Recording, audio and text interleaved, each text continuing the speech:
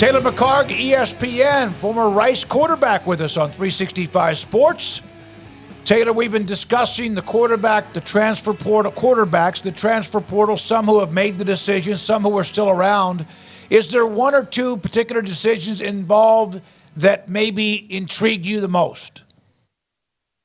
Yeah, I think everything started to me really when Kyle McCord stepped into the portal voluntarily, right? Well, it's all voluntary, but you have to wonder behind the scenes, that's a top 5 quarterback job, right? And it was curious to me, the timing. I mean, it was almost immediately when the portal opened, and it felt like a job that what's going on behind the scenes, what's the messaging to him where, you know, is he being told, hey, we're going to go test the portal, we may bring somebody else in.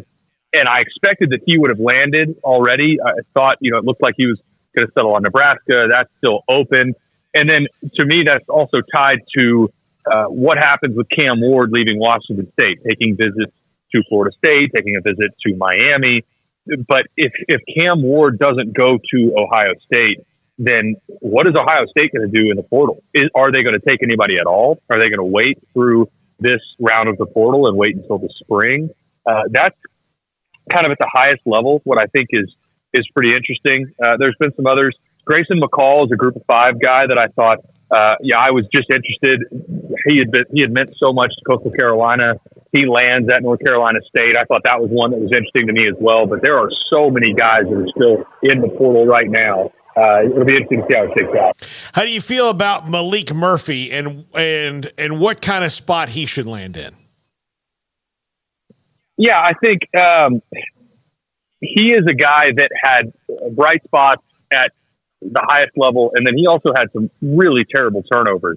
And I think, to me, he makes a lot of sense at still obviously at the Power 5 level. I've seen some projections of Group of 5 spots for him. I don't think that makes any sense at all. He is a Power 5, and I think a major Power 5 type of quarterback. I don't think he's going to go to one of the premier schools, right? I don't think he's going to go to a comp of Texas, a la an Ohio State, or we've obviously seen Notre Dame settle on their quarterback with Riley Leonard.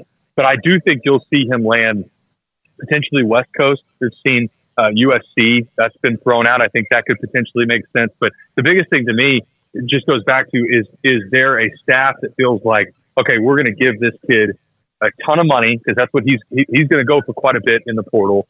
And can you get the best out of him? Because you saw those flashes at Texas. At his best, he is a high level college quarterback with a potential to be an NFL guy. But at the worst that he showed this season, you see some of those turnovers. You wonder, is this even going to be our starter moving forward? And that's the risk, right? And that's the challenge in the NIL game is you're taking a risk on a guy where you have to pay him up front, and you've got boosters that if they invest in a kid and then it doesn't pan out, they're looking at you at the end of the season, saying, what happened with this guy that you asked us to shell out X amount of cash for?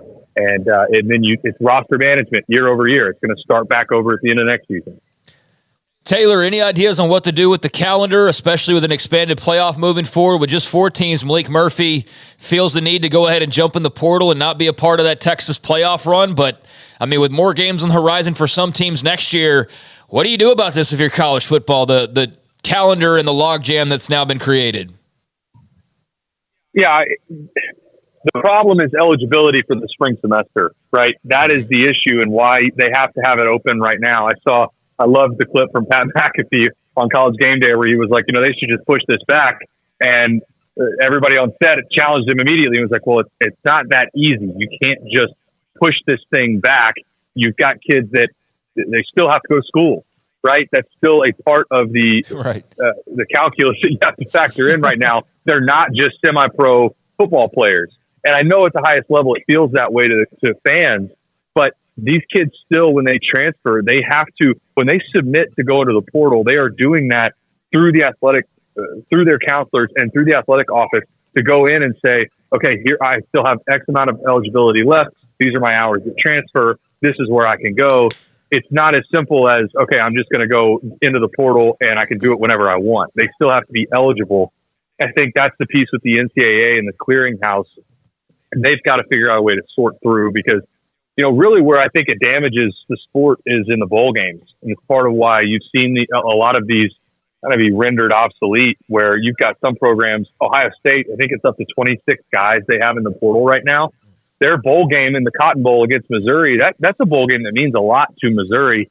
And on the other side, you've got almost a quarter of the scholarship roster that's not there, or over a quarter of the scholarship roster that's not playing in that game. And so that to me is the worst part right now. You're watering down the bowl games, and you're making it to where only the playoff games matter. And even in the playoff games, you've got guys that are still important. Maalik Murphy, if something happens to Quinn Ewers, that's a big piece to the Texas equation, and he's not going to be there. Taylor, DeQuan Finn from Toledo is visiting Baylor. Obviously a dual threat guy, played G5 in the MAC, which has produced some really good quarterbacks. Do you know much about him at all? Yeah, unbelievable athlete, and a guy that is a Power 5 athlete. He is not going to be a guy that you ask to throw the ball 40, 50 times a game. That's not his game. But he absolutely is a guy that you can move around, try and get him to the outside, have design quarterback, sprint out game, play action, and then a lot of design quarterback run game, because he is so versatile when he has the ball in his hands. The only piece that I worry about, a little bit of a slight frame. He's not a heavy guy. And so if you run him consistently in the Big 12, getting the collisions in the MAC is going to be a little bit different from the MAC to the Big 12. All that to say, he absolutely belongs at the Power 5 level.